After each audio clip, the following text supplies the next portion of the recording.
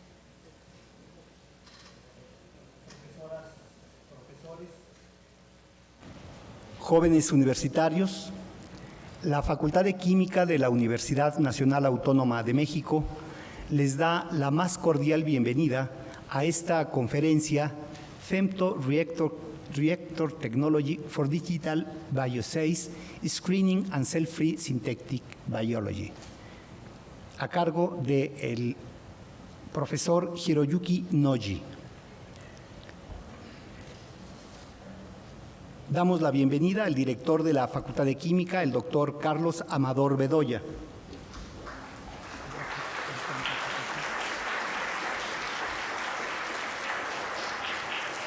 Al secretario académico de Investigación y Posgrado, doctor Miguel Antonio Costas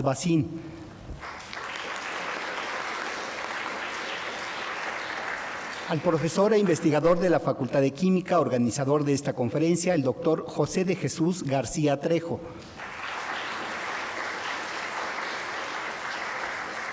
Desde luego al profesor Hiroyuki Noji del Departamento de Bioenergía de la Universidad de Tokio.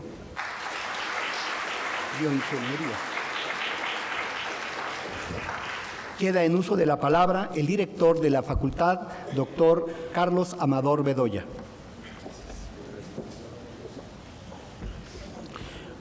Buenos días, queridos colegas, buenos días, comunidad de la facultad y invitados distinguidos. Who are attending a great opportunity that we have at the chemistry school.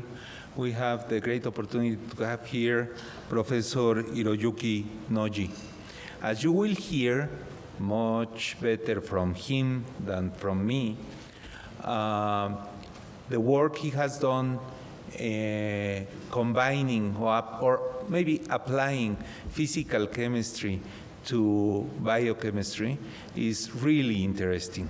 From my point of view as a physical chemist, it's really amazing what our techniques, the techniques of physical chemistry can do now and can teach us about the functioning, about the behavior of things as important as ATP. No, from my point of view, that's the only thing I'm going to say, trying to understand what we are going to hear here. But I learned when I was studying that the essential of physical chemistry was that we can look at molecules because we have an average, because we have an ensemble average. And we can see macroscopically what occurs microscopically because we have this average. What these people is able to do now is look not at the average, but at individual molecules.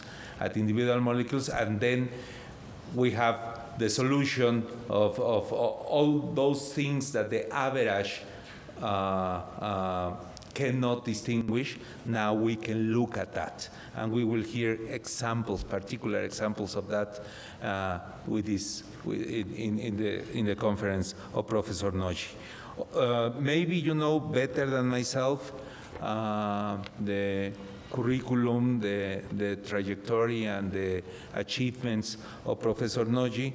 The only thing that I'm going to say is that currently he is a professor of the Department of Applied Chemistry at the University of Tokyo.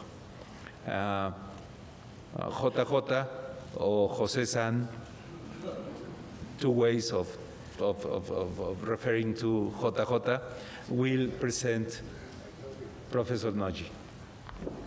Thank you.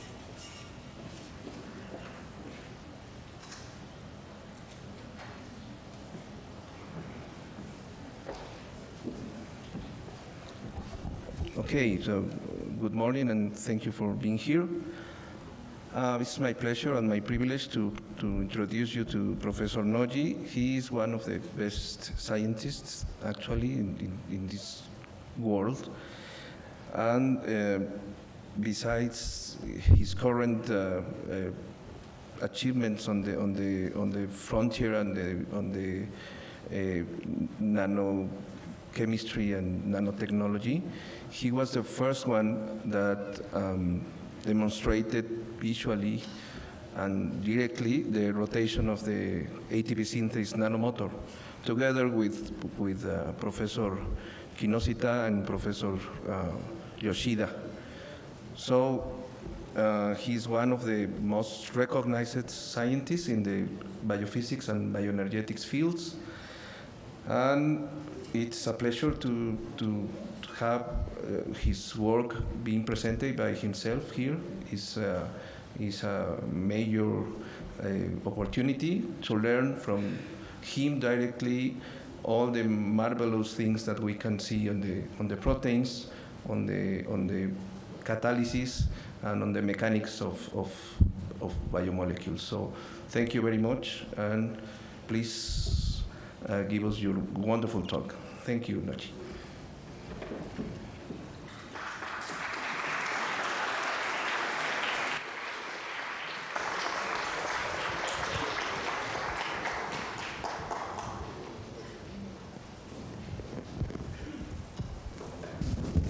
Okay. Yeah, thank you very much, Jose. Jose. Yeah. Thank you very much for your kind introduction. And I also thank all faculty members for giving me this opportunity. Actually, this time, before talking about our micro or nanotechnology, let me introduce briefly a brief story about the collaboration with Mario-san and Jose. Not good for the pronunciation in Espanol. I'm sorry. Okay, so let me start. What is ATP synthase? So you can see there. I'm sorry, this is a bit dark. Yeah, this is our fluorescence image of a cultured human cell stained with our ATP sensor. We call A-team. So here you have. This is a single cell having the nucleus here, and this is a filamentous structure. This is a mitochondria. And actually, the mitochondria have a bit lower ATP level than the cytoplasmic solid space or nucleus space. This is because very active transport of ATP from inside to outside of mitochondria. And this is a kind of a schematic image of mitochondria. Mitochondria have a two membrane system. So one is outer, very porous membrane. And here is electrically very tight membrane, inner membrane. And in the membrane, you have respiratory chain proteins embedded in a membrane. And these proteins actively pump the proton from inside to outside upon electron transfer, firstly from NADH or FADH2 and into the molecular oxygen to make a water molecule. And anyway, it's a kind of energy conversion from the chemistry to the physical potential. Physical potential here I mean a proton motive force composed of two factors. One is the membrane voltage and plus proton gradient. And anyway, after building the proton motive force, you have a backflow from outside to inside. And upon this charge transfer from outside to inside, you release a large energy, and a large energy is utilized for the synthesis of ATP and catalyzed by this enzyme ATP synthase. Okay, the ATP synthase is look like this, and this is actually animation from the John Walker group at MRC UK. So ATP synthase is composed of two parts. Two molecular motors. And one is embedded in a membrane and driven by the proton flux. And here, protruding part is F1. This is a catalytic domain for ATP synthesis. So we call, because we know this is ATP-driven motor, so we call F1 motor. And here, we call FO motor. And upon a proton translocation from outside to inside, so this FO motor make a mechanical rotation of our common rotary shaft here in this direction. Then this rotation make a large conformational change in a catalytic domain of F1 motor to build the ATP from the ADP and the inorganic phosphate like this. So this is again our energy conversion from physical potential into chemical potential via mechanical rotation. And this reaction can be reversed when you lost the potential, proton motive force. In such a situation, the F1 motor gains control, hydrolyzing ATP into ADP and inorganic phosphate and make a turn in reverse direction. This reverse turn puts the proton from inside to the outside, form the proton motive force. This is reverse direction of energy conversion from chemistry into physical potential via mechanical rotation. This is a principle, working principle of ATP synthase. Okay, so then later I focus on this motor, F1 motor. So actually, physically, we can isolate F1 motor as an ATP-driven motor. And I like to show how this motor makes a rotation on the optical microscope. So actually, this is a crystal structure, initial crystal structure solved by the John Walker group, UK. So F1 motor composed of minimum, as a minimum motor composed of 3 subunits, alpha, beta, gamma. But as stoichiometry is 3, 3, 1. So 3 copies of alpha here, yellow ones, and 3 copies of beta. Actually, the beta is a catalytic part and make a 4th generation. Looks like this here. The green one is N-terminus, half body of beta subunit, and the yellow one is a C-terminus, another half body of beta subunit. So we have a 1, 2, and behind the 3 beta subunit. And the center, we have a rotary shaft, gamma subunit. And upon ATP hydrolysis, actually ATP hydrolysis reaction occur in each beta subunit. And each beta subunit make a sequential large conformational change like this. This is a kind of animation built from the crystal structure. This is done by the George Worcester, UC Berkeley. And here I like to emphasize the size, scale of the motor. The outer radius diameter is only 10 nanometer. And the radius of the rotary shaft is only 2 nanometer, far below the conventional spatial resolution of the conventional microscope. So conventional microscope utilizes visible light, having the wavelength is around 500 nanometer. So usually the spatial resolution is half of the wavelength, so corresponding to the, let's say, 200 nanometer. It's too large compared with the size of the molecule. So in such a case, you need some trick to visualize, if you like, visualize the conformational change. Okay, so to do so, when I was a PhD student, I struggled on this project. And firstly, we have to fix the motor at some physical surface, like a glass surface. So we introduced his tag as the N-terminus of beta subunit, and we modify the glass surface with a chemical having the affinity against his tag. And then we spread the solution on the glass, and spontaneously motor attached on the bottom glass surface like this. But as I said, the size of the molecule is too small to be visualized under optical microscope. That's why we need a probe. So actually, at that time, we put a very long actin filament. It's a fiber structure from the muscle. And we labeled this muscle protein with many, many fluorescent dye. So actually, the length of actin filament at the time is 1 micron, 2 micron, 3 micron. I mean, 100 times or 300 times longer than your body. Okay? So we put a very, very long rod and let them, rotate. So please imagine how you feel you should rotate over 100 meter or 200 meter in a water pool. It's very tough. But this motor is a very tough motor, and when we put the ATP, so this is a real-time movie. So this is actin filament with a length of 1 micron, already 100 times longer than the molecular enzyme scale. But looks like this. So very powerful motor.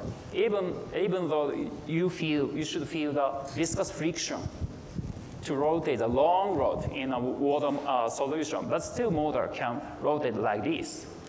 And actually, by observing this molecular motion, you can estimate how large force can be generated for making the rotation.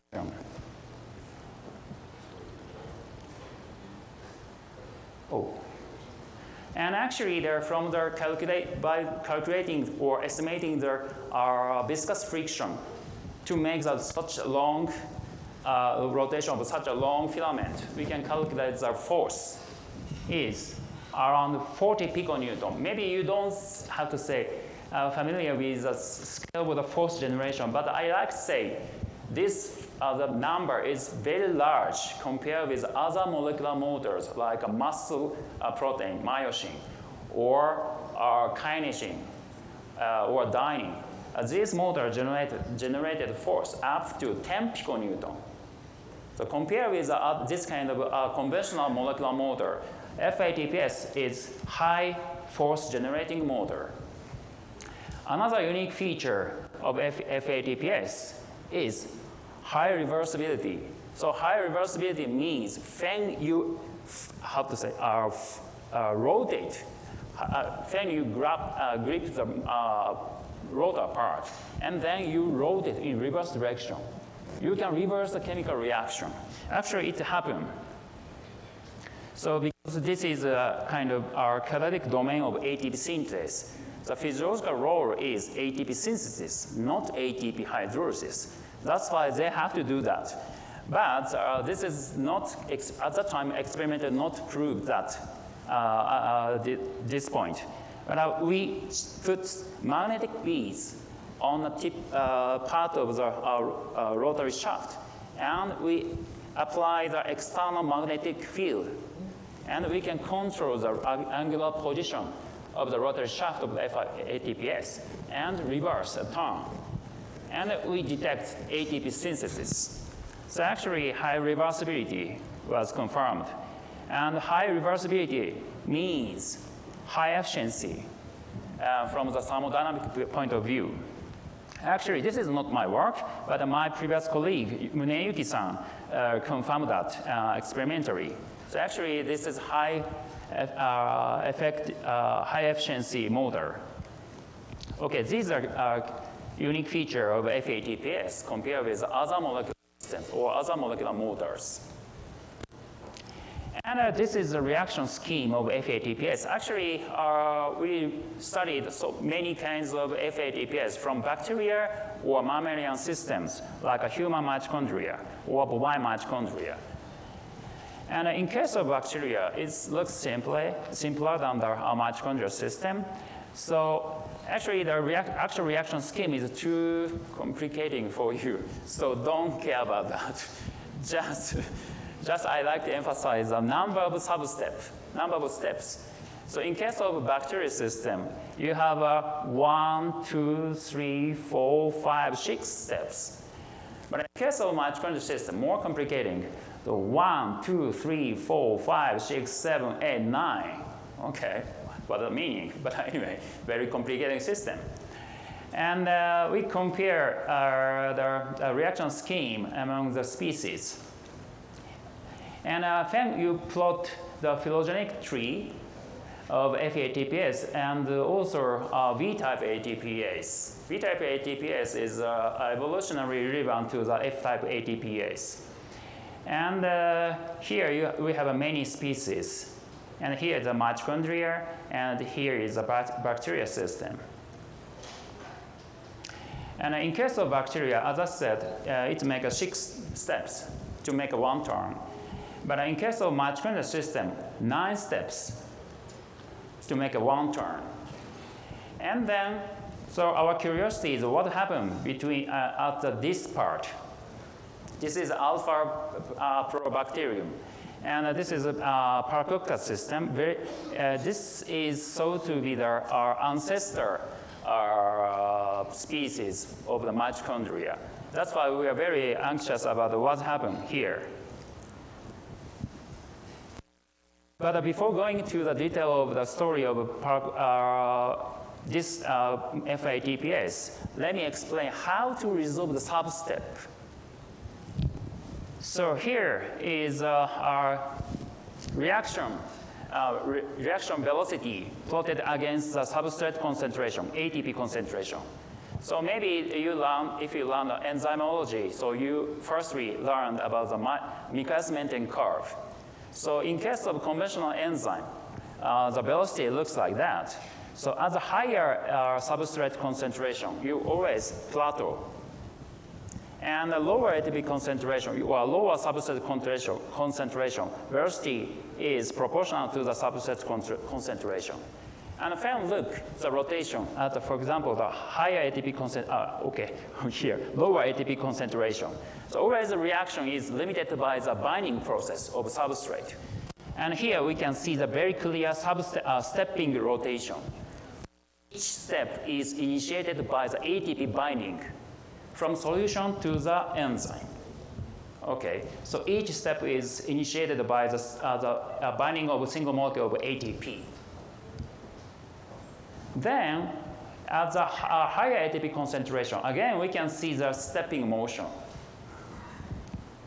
But at this time, each reaction is not initiated by the binding process because it's too short. I mean, here, you already suppressed by the not binding process, but some other reaction, like ATP hydrolysis on a protein, or releasing process of reaction products like ADP or inorganic phosphate from protein to the solution.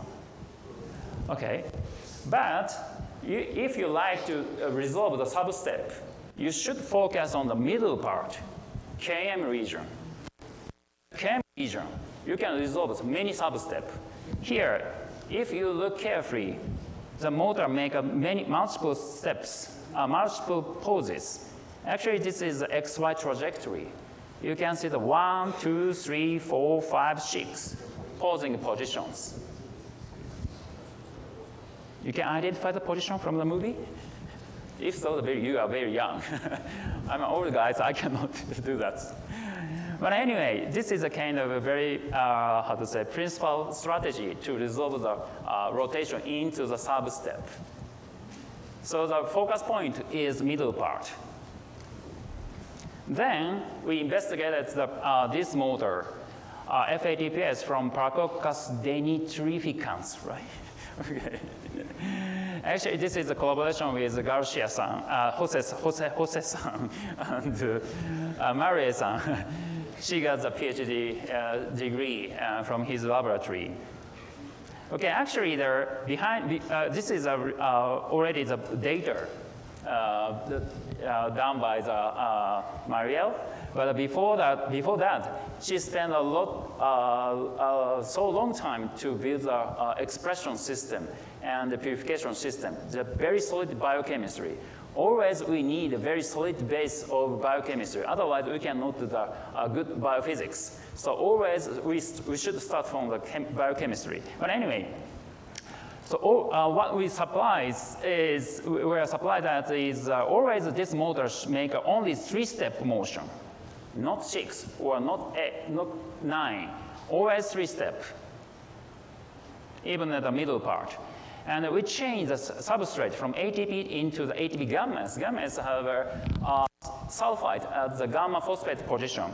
And it is well known that the FATPs slow down the reaction rate due to this chemical substitution.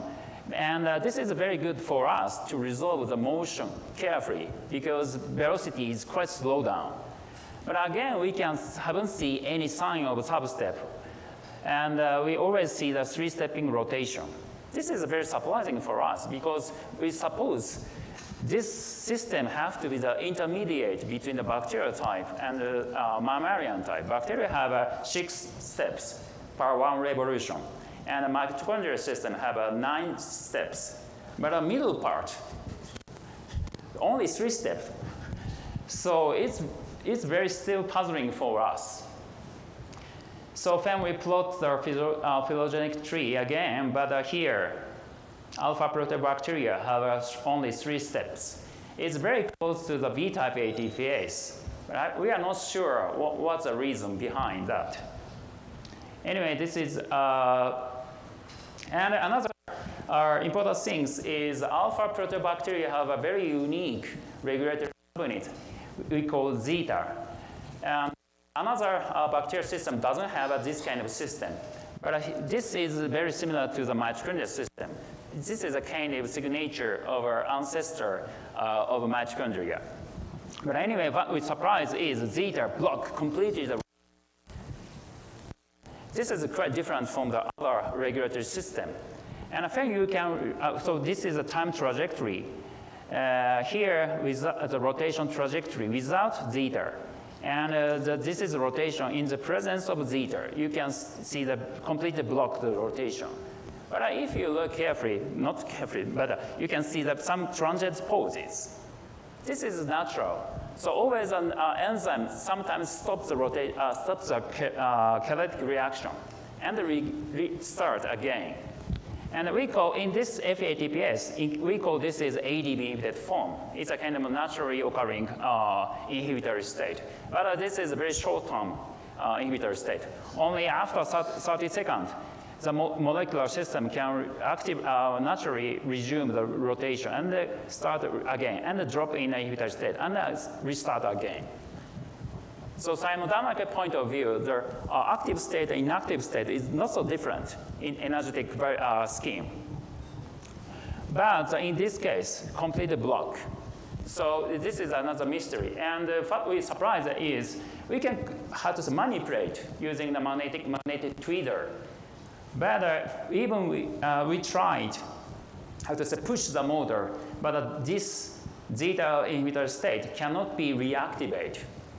So this is another mystery point.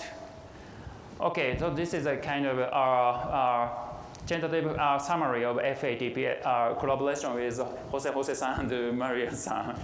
So one is a PDFI is a pure three-stepping motor. It's very completely against our expectation. And the reaction, this is a kind of suggestive that the reaction scheme of FATPs is very flexible. And I'm not so sure, but it may not be relevant to the phylogenetic tree. And this motor gives many important implications of mitochondrial evolution. Okay, this is a summary of the first part. And then let me switch the next topic here. Femto technology story. Okay.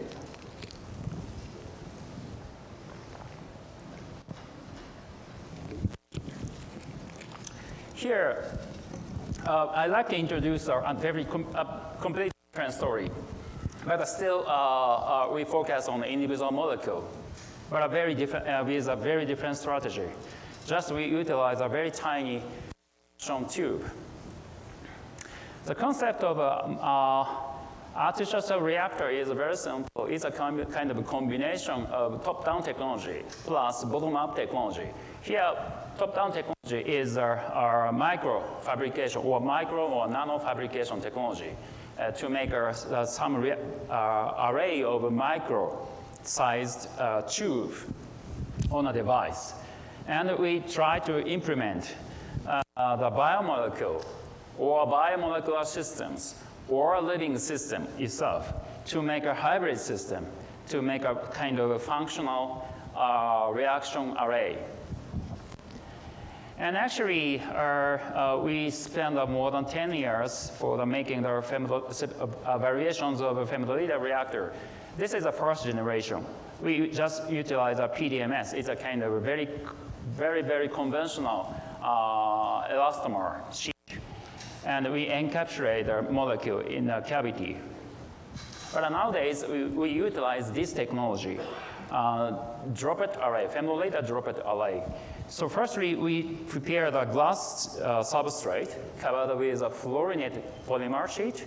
And by using the conventional photolithography technology, we make a hole of the polymer sheet to expose the base glass surface. I'm sorry, it's too small, but it's a kind of pattern of a polymer sheet having the micron-sized cavity. Okay, and then just we spread the water solution or biomolecular solution on the top and flush with the oil. Just by doing the very simple procedure, we can display a micron-sized droplet on a surface. Looks like that. And at one time, we can make 1 million droplets in 1 centimeter square. So it's quite massive production by the very simple procedure. And then you put some lipid molecule in an oil phase. and flush with, again, the water solution. You can spread the lipid bilayer on the top of the reactor, and we can reconstitute the membrane protein like ATP synthase for the single molecule analysis. And then we can somehow release a droplet from the substrate to recover the micron-sized droplet having the unique size. Then we can utilize this micron-sized uniform droplet as a substrate for the uniform-shaped liposome. So if I have a time, I'd like to introduce as the last part here of this story. Okay, and what we introduce into the cavity, so of course it's an enzyme. It's very simple. And a transporter. And we can also introduce reconstitute some systems like a cell-free gene expression composed of RNA polymerase and ribosome and tRNA and other elongation factors or something like that. And we can also introduce our DNA replication system. In some cases, we also try to introduce a virus or a living system. Okay, this is a kind of image of our artificial reactor. So I will explain the first three that digital bioassay at the beginning. So actually, we define the 3 domains for research based on our Femto data technology. One is a detection. We call digital bioassay. Second is screening based on the cell-free gene expression system. And the first 3, we like to build a cell from the purified component. Of course, this is ongoing, but this is our final goal. Okay, at the beginning, I like to introduce a detection part. We call it digital bioassay, because due to the discreteness of the number of the molecule, so when we go down to the, when you achieve the very high sensitive biodetection, you should face the discreteness. So you don't have any 0.1 molecule. So you should have a 0 or 1 or 2 or 3 discreteness. So when you go to the high sensitive detection, you always face to the discreteness. And you should get the signal in discrete manner, 0 or 1 or 2. And that's what we call this is digital. So our strategy is just downsize the reaction volume. So let's consider the single molecule enzyme assay in a test tube, in conventional tube like this, 1 milliliter. So when we put single molecule of enzyme, so conventional enzyme have a reaction rate at around 10 reactions per second. Of course, you have a much faster or slower, but 10 reactions per second is the mean value among the molecule of enzymes. And this enzyme produces only 10 molecule reaction product per second, and 600 molecules per 1 minute. So as a concentration change is completely low, and at 1 attomolar change per 1 minute, it's mostly impossible to detect. But however, when you go down to the femtoliter scale, I mean, 1 femtoliter corresponding to the cube of 1 micron, mostly corresponding to the bacterial cell size, E. coli about femtoliter scale. So, and then you can condense everything in a tiny physical volume like this.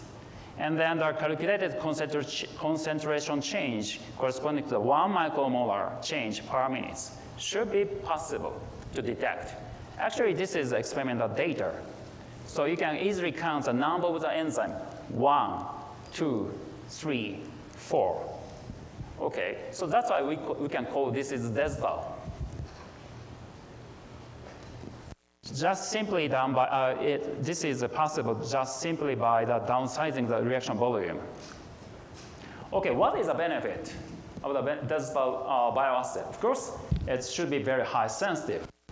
And another point is high linearity against target molecule. So this is a schematic image of a comparison between the analog, conventional bioassay and digital format. So in case of analog format, always detection limit is determined by the noise of empty vessel. You should have always a noise level. And the signal for the molecule is averaged over the inner space, like this. But when you divide the reaction space into so many reactors, you should encapsulate stochastically 0 molecule or 1 molecule or 2 molecule. So at a higher ATP concentration condition, you should have a chance to encapsulate 2 or more molecules per each, compartment. But the lower, you should encapsulate mostly 0 or 1, digital format. But once you establish the detection system to get the signal from the 1 molecule, so theoretically, you don't have any limit of detection. Practically, the detection limit is determined by how many numbers of compartments you observed, analyze one time.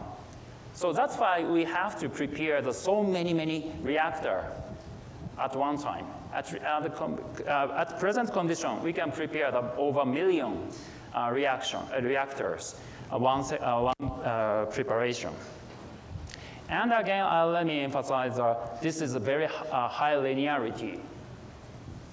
So because the possibility of finding the positive signal reactor should be proportional to the concentration.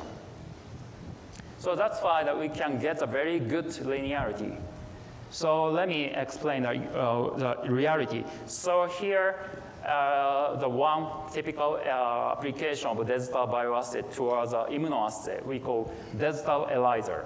So probably most of you know what is ELISA. It's a kind of immunoassay using the antibody. So firstly, you modify the substrate with capturing antibody here. And you capture your target like this. But this complex doesn't make a very detectable signal usually. So that's why you need secondary antibody having the enzyme here. Okay, then you put fluorogenic substrate. And the fluorogenic substrate can be converted to the fluorescent dye by this enzyme. Then by observing the fluorescent signal, you can estimate the concentration of the target. This is a conventional ELISA system. The chemistry is the same for the digital ELISA, but the difference is just we compartmentalize the reaction volume like this. And we encapsulate the ELISA complex at the single molecule level to get the signal and in a digital format like this. And this is a real image, fluorescent image of this ELISA. Okay. Actually, we immobilize this capturing antibody on a micron beads. Then we encapsulate the micron beads in a cavity. So that's why here this is a bright field image. Bright field image suggests us which reactor encapsulates the micron beads. And the right panel is a fluorescent image. So you can easily count the number. You can detect the signal from the single molecule. Here, here, here. Okay. So, the reason why we move the we can see the movie because we have 1 million droplets in one device, but we cannot get the full image in one shot.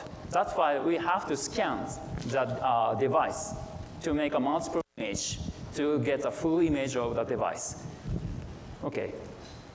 And then we change the concentration 10 times lower and 10 times lower and 0. So our mean value of fluorescent signal itself is the same between these different target concentration. However, the possibility to find the positive signal is proportional to the target concentration, right? Okay, and here, this is already much below the detection limit of a conventional ELISA, but still we got the very many fluorescent signal. And even at the lower, 10 times lower concentration, we get a very enough signal. And even more, but still we have a signal. But the problem is here, even without the target molecule, we still have a signal. This is a false positive. This is due to the non-specific interaction of the enzyme carrying a secondary antibody onto the microbeads. This defines a limit of detection currently. So we should decrease this non-specific interaction. But anyway, we already reached to the very, very high sensitive detection of a target molecule. Here, this is a model system with the PSA. So here, this is log scale and the concentration of the target and the number of the fluorescent positive chamber. So you can see the very good linearity. And when you replot in a linear scale, and we define the limit of detection. So this is a 2 attomolar. So compared with our own conventional ELISA, million times better. So very, very high sensitive. And actually, after releasing this result, so we started a collaboration with a big company, Abbott. It's a very famous global company of the diagnostic test. And actually, they proud of the very high sensitive detection of target by using immunoassay. But still, we can reach 100 times sensitive system based on our technology.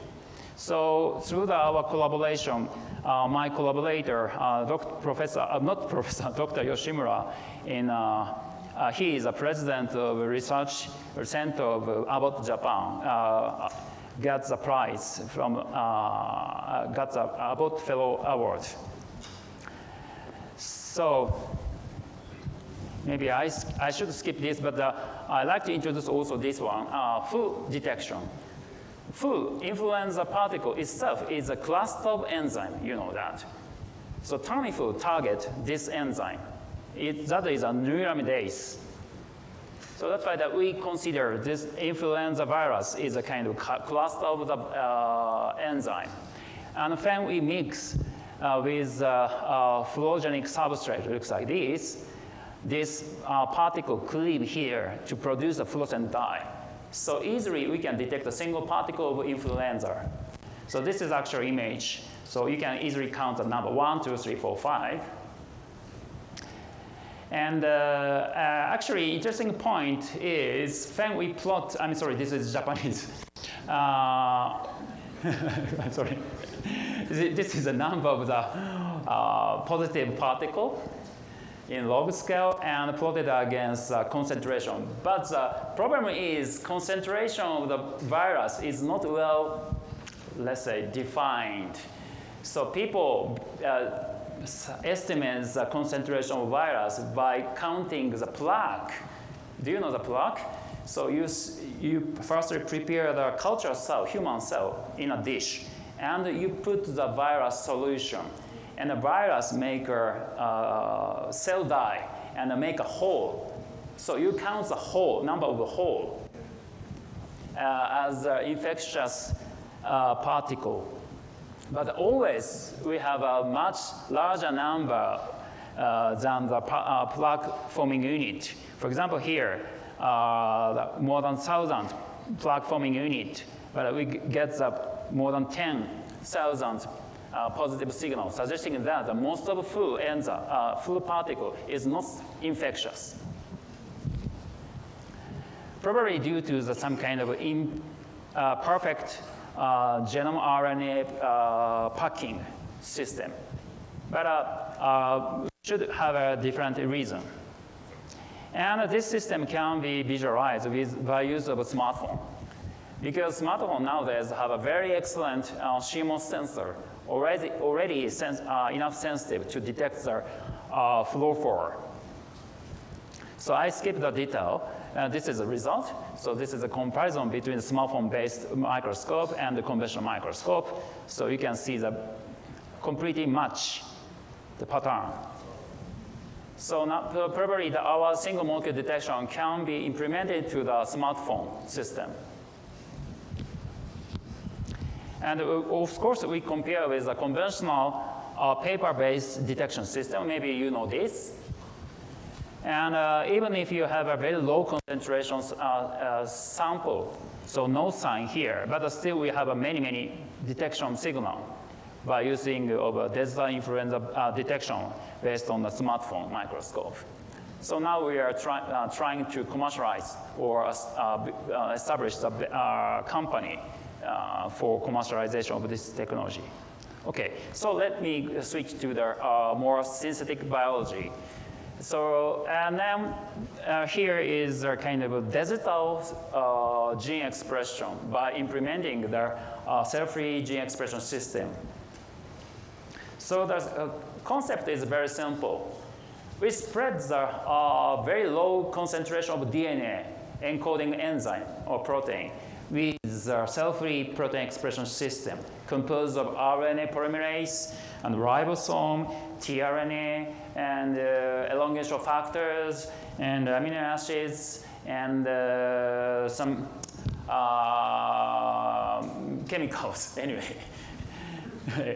And to visualize gene expression activity, firstly, we utilize a DNA encoding fluorescent protein, like a yellow fluorescent protein, or green fluorescent protein, or red fluorescent protein. And the image looks like that. Again, we can see the digital system, digital fluorescent image like this. So more than half of the chamber are dark due to the empty.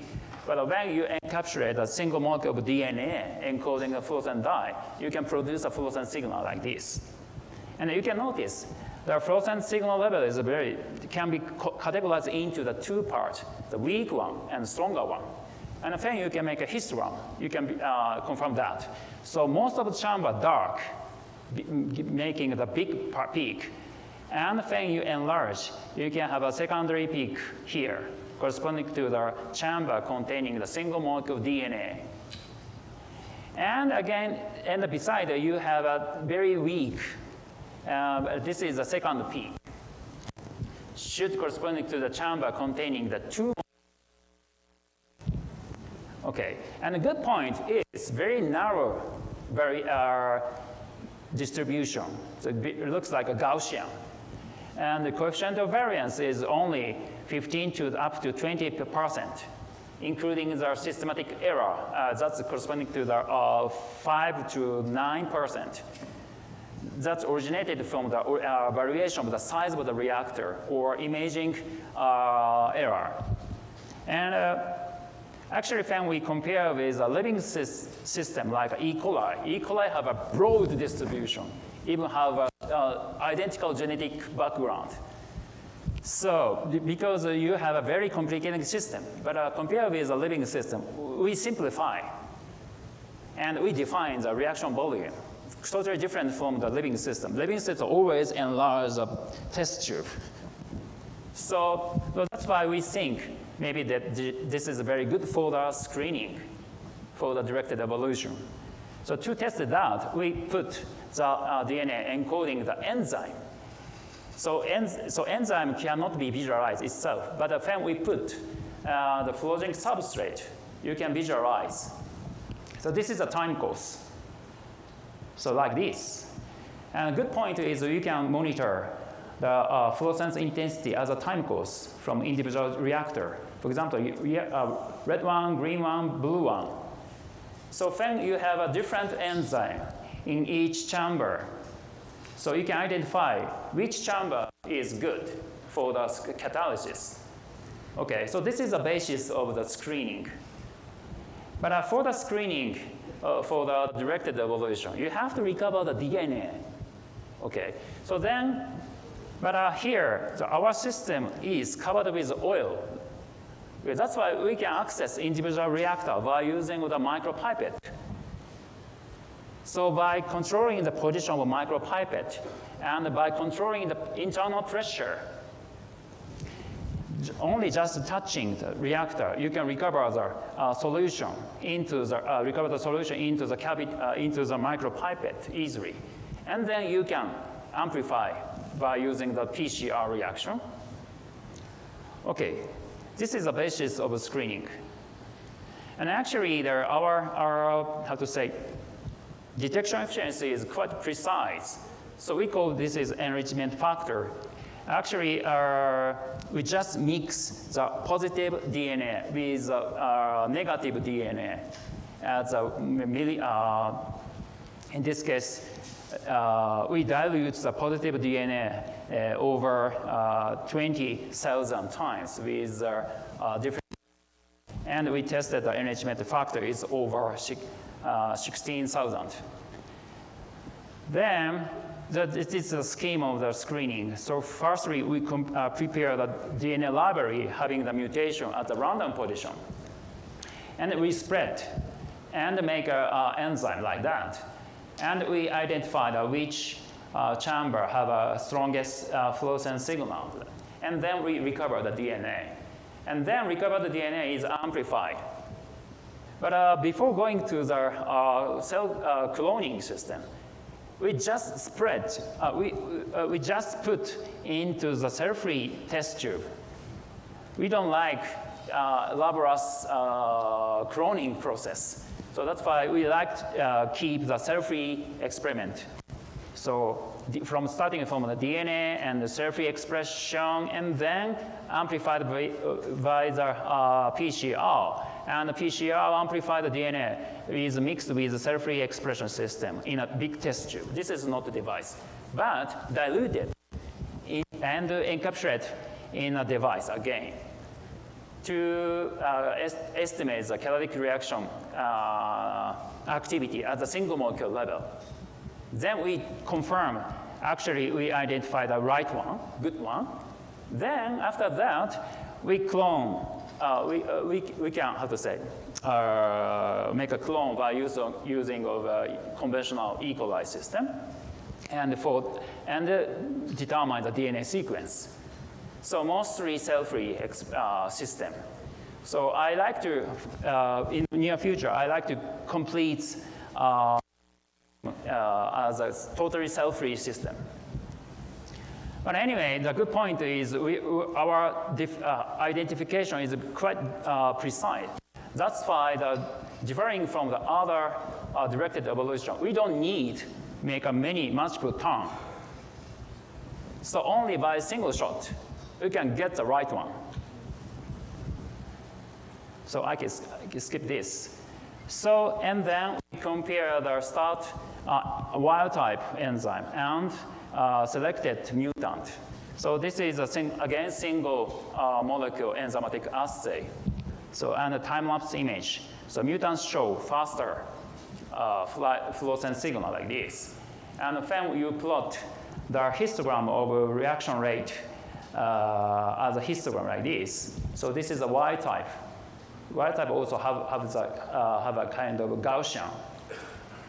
Okay, comparing with the wild type, the mutant one also having the broad distribution, suggesting the variety of the catalytic reaction power among the molecule, but still we can see the very high active compared with the wild type. This is a mutant 2, 3, 4, 5, many variations. But anyway, only one shot we can get a higher active enzyme by using our device.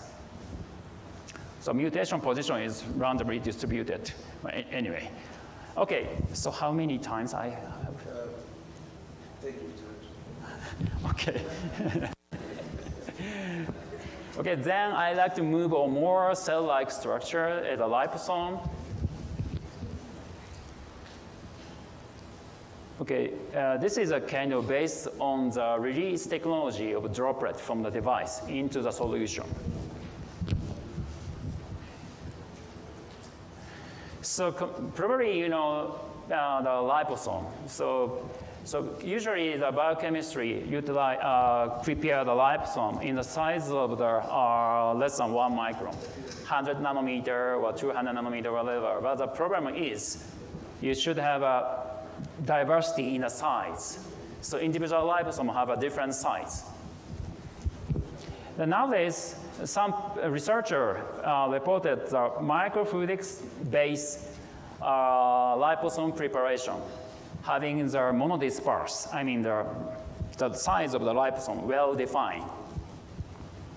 But the problem is, here, middle part is still open. Middle part is bacterial cell size liposome. We call femto liposome. The benefit of micron-sized liposome is very suitable for the optical microscopic image. 100 nanometer liposome is a bit small, too small for the observation. And but enough small to make a living system, considering about the E. coli or minimum cells like mycoplasma. They have a million or sub-micron size. Okay, so then we try to utilize our device system because our device have just micron size. So, but to do so, we have to release a droplet from the device into the medium. To do that, we modify the bottom of the glass surface with PEG, polyethylene glycol. So for unknown reason, but anyway, after this kind of chemical modification, the droplet spontaneously make a spherical shape, and then looks like that. Then we gently tap with our finger. You can release a droplet like this. Oh, yep. So now tapping, you can see here. So the droplet is floating in oil solution and having the regular size, regular shape, and defined diameter.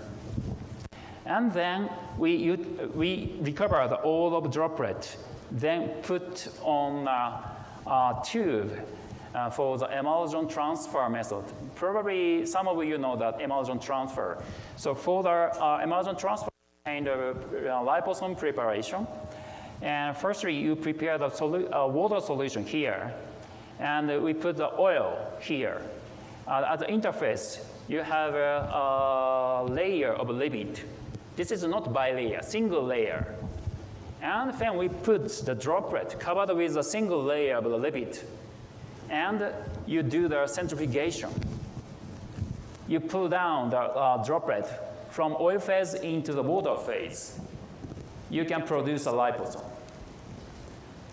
So actually, this is the size distribution of our femto liposome. So it's quite small variation in a size. So we call the uniform femto liposome. And actually, we can utilize this system for the biochemical assay. We reconstitute the ATP synthase. But at that time, we limit the concentration of ATP synthase, do the digital analysis. So by chance, you can reconstitute the single molecule ATP synthase. This is a schematic image. And we also put the pH-D sensitive dye inside. Upon ATP hydrolysis, you pump the proton from outside into the inside for the acidification. And then you increase the fluorescence intensity. So when you look here and here, upon a time, you can see the fluorescence increment. Oh, something happened. Okay, let me replay.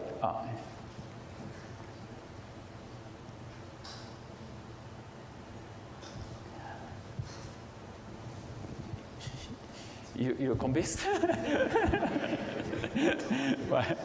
Okay, but this liposome doesn't change. So this is because it's empty. So this is a time course. So we have again the two classes. One is a weak increment, and this is faster increment. This is due to the difference number of the reconstituted ATP synthase. So we have again the 0, 1, and 2. So, and then we can, quantitatively analyze the proton pumping activity.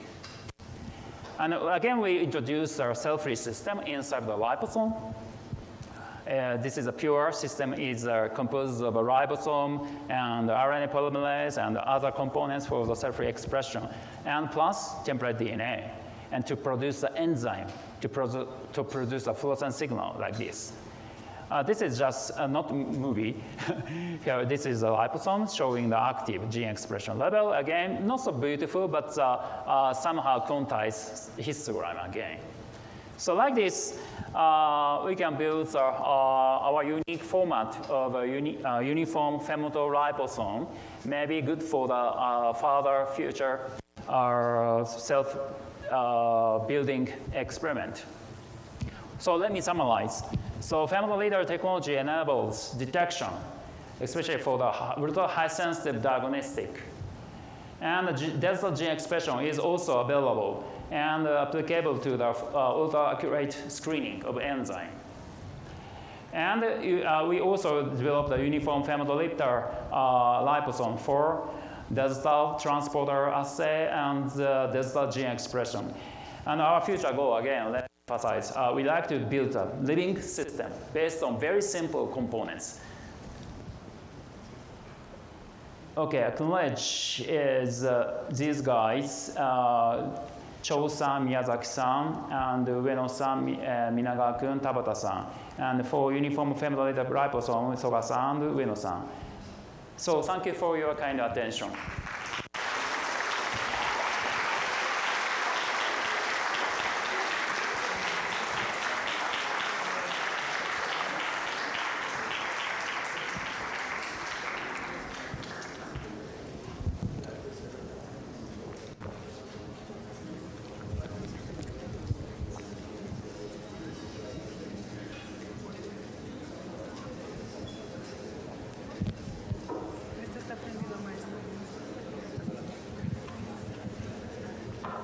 Okay, so thank you very much, Hiroyuki, for your excellent talk. So the talk is open for questions. So if you want to make some questions, okay.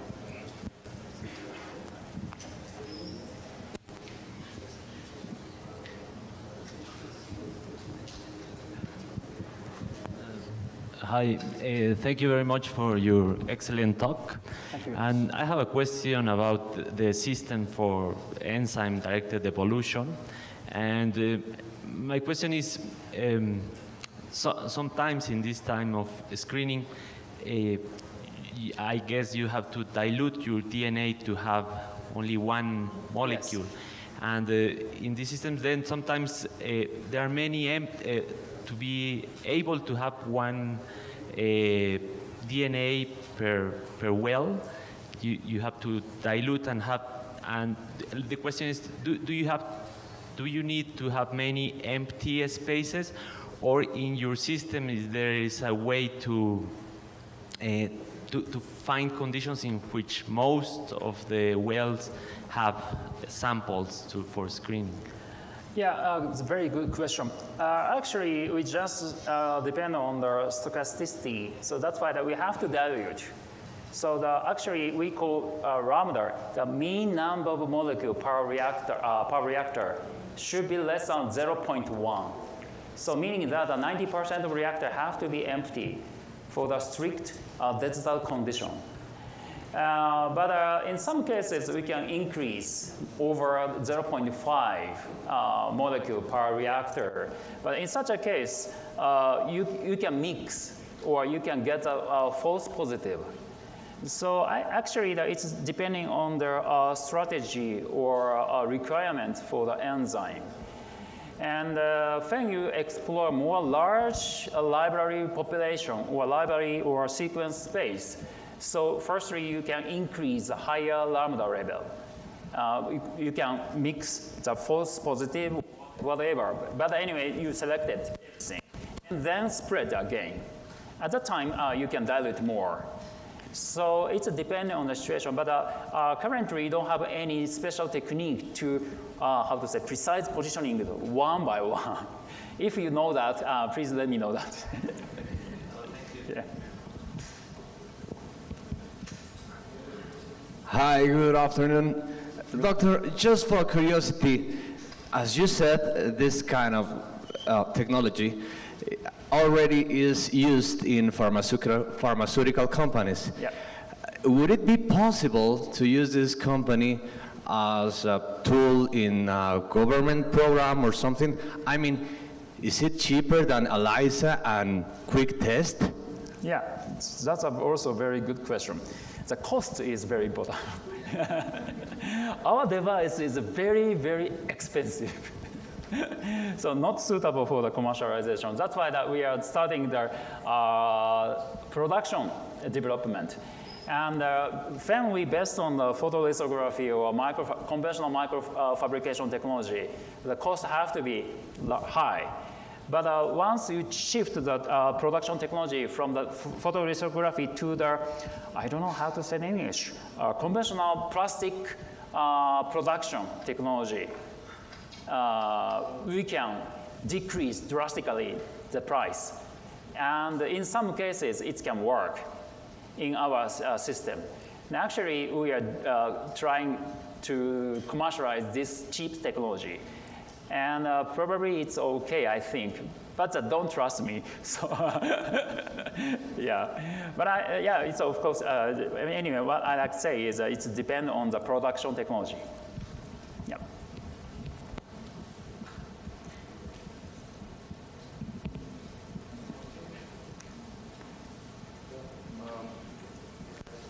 I have a question. Yeah.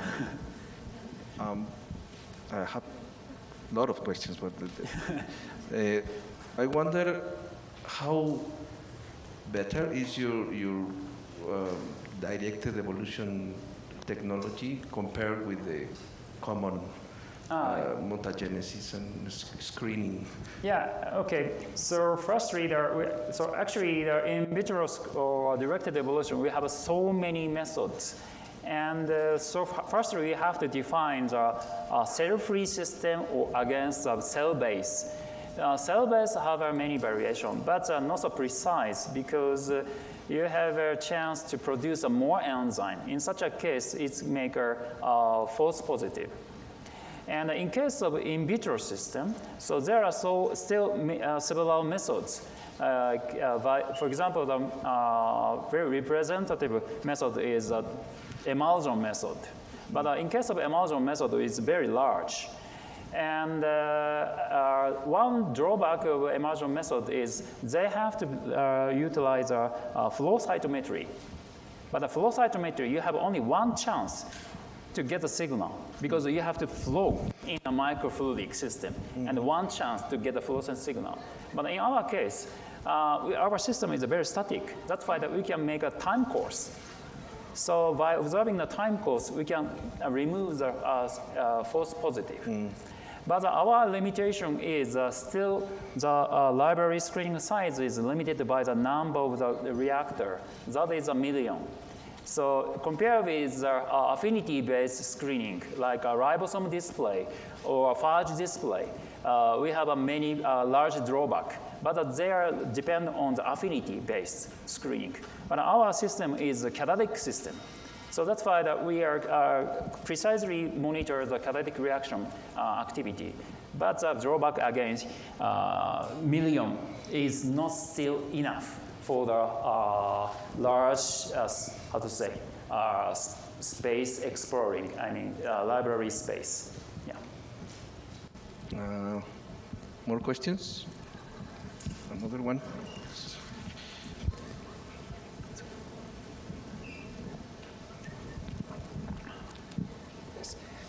This question is about the meaning of these mechanistic discoveries you have about the ATP synthase. Okay. For the case of this ATP synthase with 3 steps, very well defined,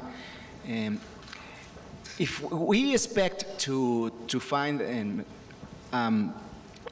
a number that is between the 6 steps and the 9 steps of the 2 big groups you are comparing in your analysis, maybe you were thinking about a frozen event experiment where this common ancestor of all eukaryotic ATP synthase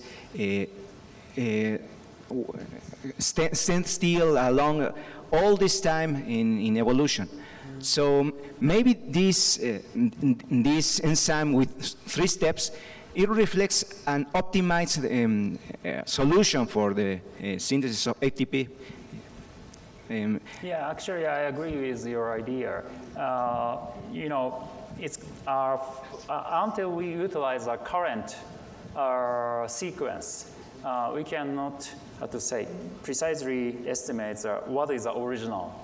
So that's why by analyzing the amino acid sequence, and we can estimate the ancestor sequence by the comparison of the many sequences of the mitochondrial and bacteria by analyzing the, by using the bioinformatics technology, we can estimate the ancestor sequence. And actually, it can possible. Now we are doing this. We produce the ancestor sequence, then we produce the enzyme. And we like to see what's happened. But always we have some problem, not fold or not assemble. But I keen to see what's happened when we utilize ancestor sequence. Yeah, so let's see. Yeah, thank you very much. Hi. Okay, how can you determine or calculate the size of your matrix into your reactor? Sorry? The size of your matrix into the reactor, how was calculated or determined? How to define yeah, the size? The size of the matrix. Okay. Okay, the depth is defined by the thickness of the polymer. Okay. By controlling the spin coating method. So the rotation rate or the volume of the material, we can define the depth. Okay, depth is defined by the thickness of the polymer. The diameter is the size of the, how to say in English, anyway, the mask. So we expose the polymer with UV light.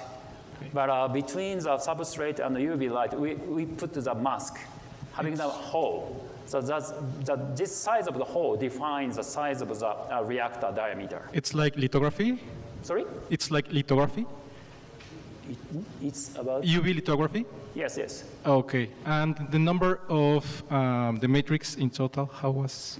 Number of matrix? Yeah, the number of holes in the matrix. How many? You mean how many holes? Yeah. You have in the, A million. A million. how many wells you have in your matrix? How many droplets of how many How many holes? droplets? Over a million. Or a million. 1 centimeter square. We can have a million droplet. Okay. Thank you. Yeah, thank you. Any further questions for Professor Noji? You want me to do another one? You think you could adapt your screening for binding instead of activity for the mutants? I mean, measuring fluorescent binding instead of activity? Yeah, it's possible. Okay. Yeah. Okay. Let's do that. Yeah. Okay. Okay. Great. No more questions? Thank you very much. Muchas gracias. Thank you very much. We would like to thank your visit, and so you can remember us, we will give you this document. Okay. Okay. Thank you very much. Thank you very much. Thank you very much. Muchas gracias. Buenas tardes. Wow. It's nice. Yeah, thank you very much.